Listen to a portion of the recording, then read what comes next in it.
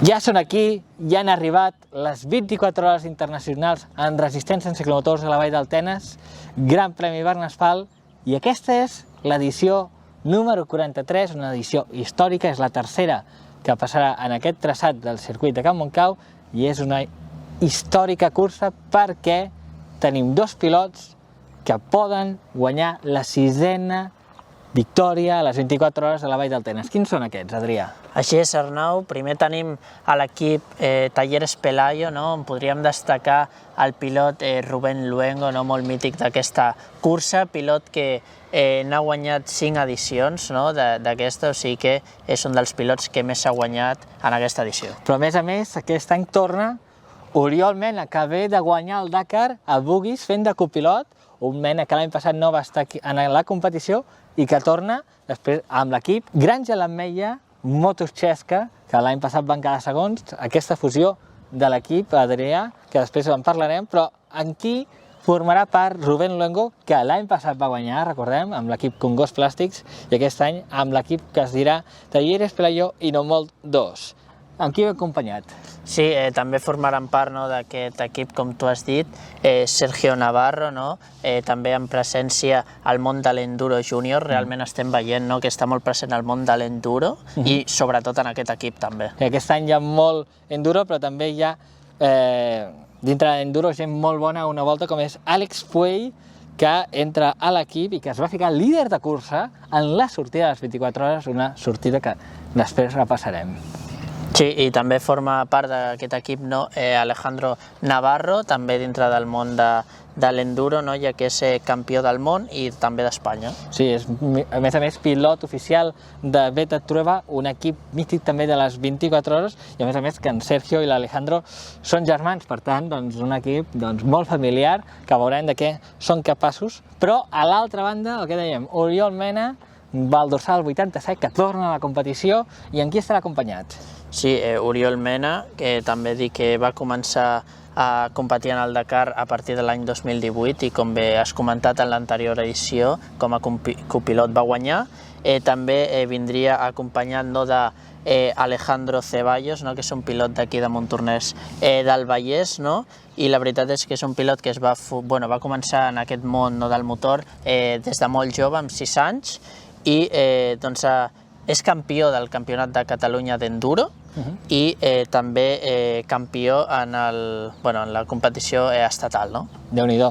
I a més, acompanyats d'un pilot de la Vall del Tenes, Yago Domínguez, de Bigues i Riells, que veurem la seva sortida en el vídeo, ara la ficarem, però que va fer segon al Campionat del Món d'Enduro Open de 4 temps l'any passat, per tant, ve molt a punt, ja ha fet la seva progressió, porta molts anys competint aquí com a júnior, molts anys, més de 2 anys que jo recordi en júnior, i ara ja passa, diguéssim, en un equip principal. Però a més també tenim l'Adrià Sánchez. Sí, l'Adrià Sánchez, que també està molt connectat amb el món de l'enduro, ja que és campió d'Espanya i també campió del món, o sigui que veiem que en aquests dos equips l'enduro està molt present. I destacar també que aquesta setmana de 24 hores, si recorden, l'any passat va vindre un tal Edgar Canet, que estava a l'equip Motos Xesca, i que van fer segons. Bé, l'Edgar Canet aquesta setmana té el Campionat d'Europa de motocross i per tant això també afecta. Però tot i això, en comptes de veure molta més gent de motocross aquest any, veiem molta més gent d'enduro. Però està clar que els dos equips que l'any passat van fer primer i segon s'han reforçat, i això és un cara a cara entre Rubén Luengo i Oriol Mena. Si et sembla, anem a veure la sortida de l'any passat que va fer Yago Domínguez, que competirà amb l'equip dorsal 87, i aquesta és la sortida que va fer.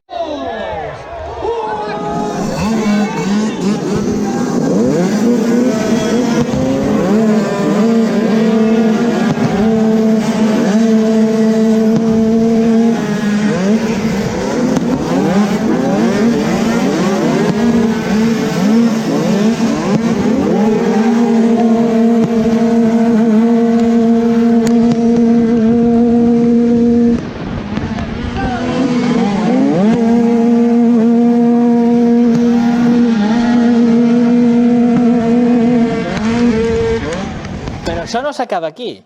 També tenim, no serà un tu a tu, evidentment, perquè hi ha un equip que té dos equips, que és l'RRB Racing, que està trucant a la porta per guanyar aquest any, Adrià?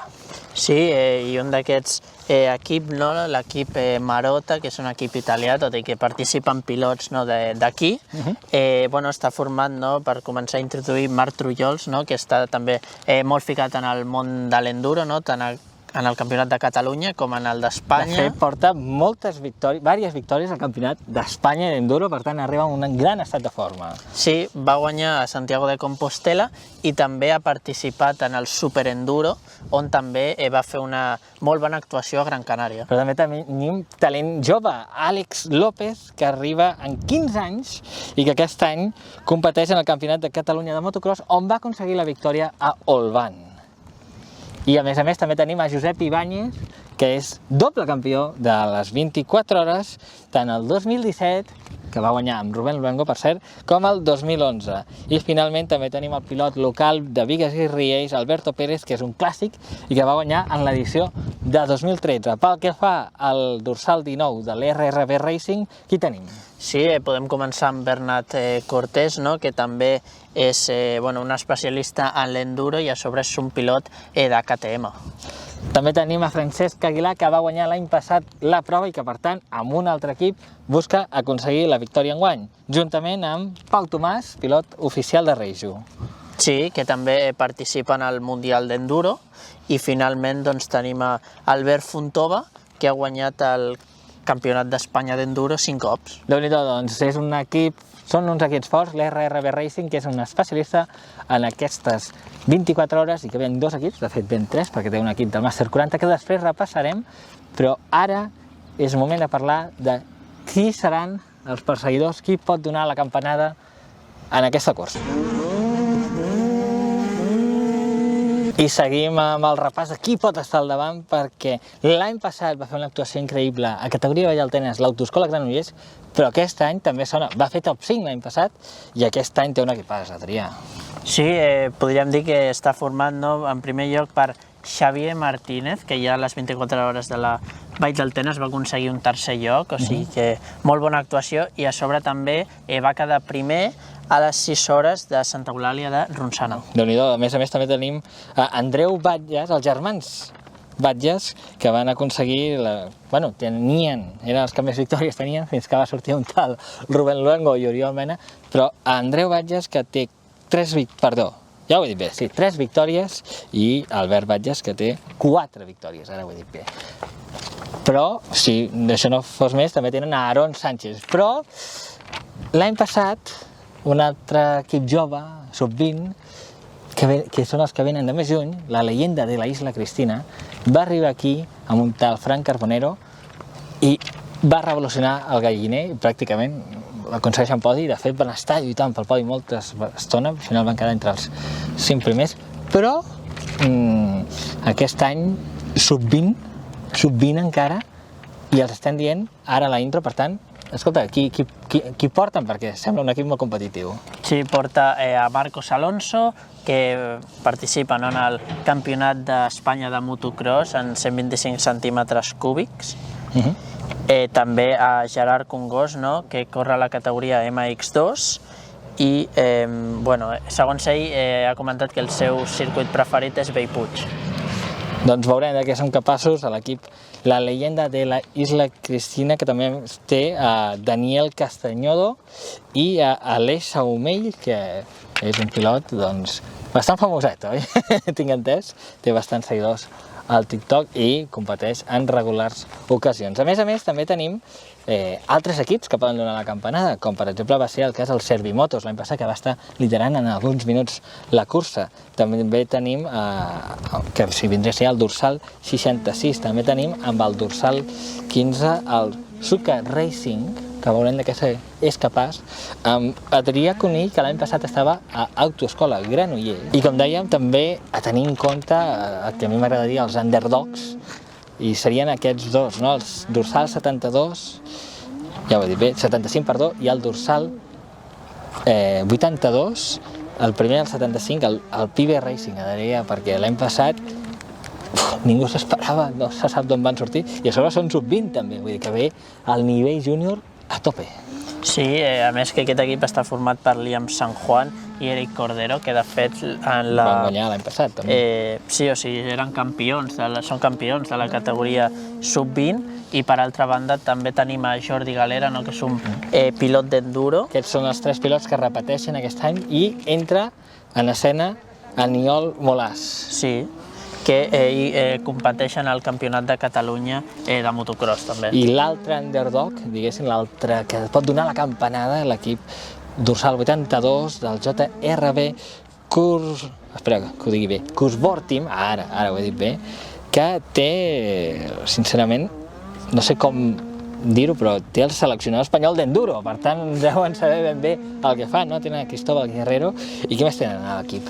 Sí, tenen a Jaume Abella, no? Que és un pilot d'Eurobike i també de Sherco Enduro, amb l'equip Team JRB Offroad, i bé, també dir que aquest equip van classificar novens a la classificació general de l'any passat de les 24 hores, i a la seva categoria, que és Vall d'Altenes, van quedar en segona posició. Déu-n'hi-do. I a més també tenen Xavier Gil, que ja no... Bueno, que segueix creixent, no? I que segueix creixent i que està en aquest equip. I a més és un pilot que estudia enduro, o sigui, que està estudiant i a sobre competeix en enduro, per tant, ens agrada aquest perfil de gent, juntament amb Raúl Sánchez, que és 3 vegades campió d'Espanya de motocross. 5è en el campionat europeu ha quedat, i 10è del món. Per tant, un equip no tenim en compte, tenim molt en compte i que fa molta por. Per tant, aquests 11 equips estem parlant, que poden estar en la lluita per la victòria. Per tant, això pot deixar de ser un duel Mena contra Luengo, però les 24 hores molt més, i anem a repassar les altres subcategories. I anem a repassar ràpidament les altres categories de moto que hi haurà. Un grup 2, moto refrigerada Espada, Àguila, i la Promocat 2 temps, motocicletes de canvi. Sí, hi ha 4 bojos que ho intentaran. Anem primer en el grup 2 perquè tenim 4 equips que poden, o creiem que poden ser els més destacats en aquest grup 2, que està molt més competit del que creiem. Adrià. Sí, Arnau, comencem amb el dorsal número 25, que és l'equip del Mastim, format per Sergi Ventura, Manuel Nieto, Jairo Cano i Jordi Ventura, equip que en la passada edició de les 24 hores van quedar quarts en aquest grup 2 i van quedar en la posició número 26 de la general. Déu-n'hi-do, és un clàssic de les 24 hores, el del Mastim, i el que podria ser un clàssic aviat, el dorsal 38, que l'any passat competia com a IBNZ Racing, d'Ibáñez Racing, liderats per Eric Ibáñez, que van aconseguir la victòria. De fet, en el grup 2 va ser una victòria sorprenent, ningú s'esperava aquest any. L'Eric, que compta amb en Rubén López, amb en Daniel López i amb en Kirian Fernández, i que això, veurem si poden aconseguir la victòria en aquesta categoria. Sí, Arnau, també tenim l'equip Servimoto Cronos Aire, que en la passada edició van quedar segons en aquest grup 2 i 18ens en la general, i podríem destacar a Pau Conesa, que és campió d'Espanya d'enduro de l'any 2019, i també va quedar segon en el campionat de resistència en RS Júnior, i actualment també competeix en el campionat de Catalunya. Doncs està la lluita forta, però també hem de comptar amb un equip que torna a competició, l'FMC Competició, amb Marc Duran, Adrià Cors, que és bomber de la Generalitat, perquè veieu que aquí pot córrer qualsevol en aquesta cursa, a més de ser enginyer mecànic, i és un d'aquests equips que els agrada rodar, fan motos, fan de tot, els encanta rodar, i juntament amb l'Àlex Costilla i el Lucas Montells, que és pilot d'enduro i que competeix a la Copa Catalana de Trans. Per tant, si hi ha unes males condicions, que també s'ha de dir que el grup 2 amb aire serà dur, serà més dur, si hi ha unes bones condicions de pista, aquest pilot pot destacar per sobre la resta. Això és el grup 2, i Adrià, aquí són els bojos que han decidit apuntar-se a fer una cursa amb una moto de canvi de 24 hores aquí a Lliçà d'Amunt. Sí, l'equip Socat Racing, amb el dorsal número 77, i de fet és el primer any que competeixen en les 24 hores de la Vall d'Altenes, i bé, en aquest equip hi formen part pilots com Jordi Garcia o Carles Vergés, i bàsicament els hi van proposar participar en les 24 hores, i bé, es veu que tenen moltes ganes. Déu-n'hi-do, estan pendents de confirmar un tercer pilot, per tant seria l'únic equip que participa amb 38 pilots dels 30... Perdó, l'únic equip que competeix amb 3 pilots, els 4 disponibles que pot tenir cada equip, dintre dels 38 equips, que Déu-n'hi-do, són dades fortes. Anem a repassar, doncs, ara mateix, qui competeix a les altres categories. Anem a veure el sector de la Vall del Tenes. Una lluita, una categoria més oberta que mai. I això que veuen és la Vall del Tenes, un espai increïblement maco dins del Vallès Oriental, amb els cingles del Bertí, amb el riu Tenes, amb Lliçà d'Amunt, Lliçà d'Avall, Bigues i Riells, Parets, Santa Eulàlia Ronçana, que ens porta molts pilots, però aquí a la Vall del Tenes també hi ha molts bons pilots i la categoria, la subcategoria de Vall del Tenes és més oberta que mai. Tenim 2 equips principals, un molt jove, que ja opten per la victòria en aquesta categoria, l'equip J. Costa Júnior, ja ho hem dit abans, amb Jordi Rodés, Martí Romacho, Genís Rodés i Hugo Cuesta. Un equip molt jove que es lluitarà contra l'experimentíssim Autoescola Granollers, que ja sabem que pot guanyar inclús la cursa principal, però sempre hem de tenir en compte el Team La Vinya, dorsal 37, i el Concurs Competició amb el dorsal 12. Però a part de la Vall del Tenes també tenim l'equip, una categoria femenina. Adrià, explica'ns quin equip està 100% integrat per fèmines. Així és, Arnau, tenim l'equip Sum Sum, que està format per 4 noies, i bé, tenim a Laia Manté, que ja té 8 participacions en les 24 hores de la Vall del Tenes i també és 3 vegades campiona d'Espanya de cross country. També tenim a Cristina Juan de Flores, de només 16 anys, que ve de València i és la segona vegada que competeix en aquesta cursa. Sí, també tenim Judit Carbonell, que té 27 anys i és la seva primera participació també en aquesta cursa. I també amb 27 anys, procedent de Navarra, perquè veieu que aquesta cursa és internacional, ve la Miren Maya, que debutarà en aquesta categoria. I també dir-vos que tenim altres equips mixtes. Tenim l'equip mixta de la Leia Motors amb el dorsal 14, en què tindrem a Alexia Gallardo, que serà la noia, no serà la participant més jove perquè l'històric és d'Edgar Canet, que va debutar amb 13 anys, però Alexia Gallardo, que debutarà, la pilot de Lliçà d'Amunt, amb 13 anys, debutarà aquí a les 24 hores amb un equip que també comptarà amb Yaiza Rodríguez. I l'altre equip mixta és l'equip amb el dorsal número 50, Adrià. Així és, Assegurances Busquets, que està format per Nick Coy, Paul Coy i Anna... Equip de família. Sí, perquè és família, I a més que Anna González és campiona d'Espanya d'enduro femení i també forma part Guillem Coy. Doncs déu-n'hi-do, serà una competició oberta en tots els gèneres. Doncs anem a veure les 3 subcategories que ens falten: internacional, sub-20 i màster 40, perquè aquesta cursa és per tothom. I a sub-20, ja ho hem dit, serà una competició molt oberta entre el J. Costa Junior Team, amb el dorsal número 6, el dorsal 16 de la Isla Cristina RRB, i el dorsal 75, una de les sorpreses de l'any passat, el Pibe Moto. Qui seran també les referències a internacional, Adrià? Sí, Arnau, a internacional tindrem el dorsal 12, com ja hem comentat, Concurs Competició, que vam fer l'any passat tercers a la categoria Vall del Tenes, i també tindrem amb el dorsal 23 el Team SBS, amb pilots italians, i per exemple tenim a Kevin Bertazzoni, que ja va participar l'any 2021 i va aconseguir podi en aquesta categoria. I a més, a la Màster 40, aquí tenim, serà un duel de 2, tenim el dorsal número 20, que van guanyar l'any passat l'equip RRB Màster 40, amb Jordi Rodés, Julien Arnaud, que és pilot de trial, Santiago Bertran i Òscar González. I tenim el dorsal 42, el dorsal 42, que és l'equip Motojoc, format per Albert Díaz, Dani Ollés, Albert Musull i Albert Garriga, i bé, l'any passat van quedar segons en aquesta categoria. Per tant, un duel obert a Màster 40, a Sub-20 i a categoria internacional. I quan serà tot això, Adrià? Sí, Arnau, tenim els horaris per divendres 1 de setembre. Tindrem els primers entrenaments lliures de 7:30 de la tarda fins les 9 de la nit i seguidament tindrem la presentació de tots els equips. Després, dissabte, dia 2, de 11 del matí a 12 al migdia, tindrem una altra sessió d'entrenaments lliures i a les 12:15 tindrem la sessió cronometrada.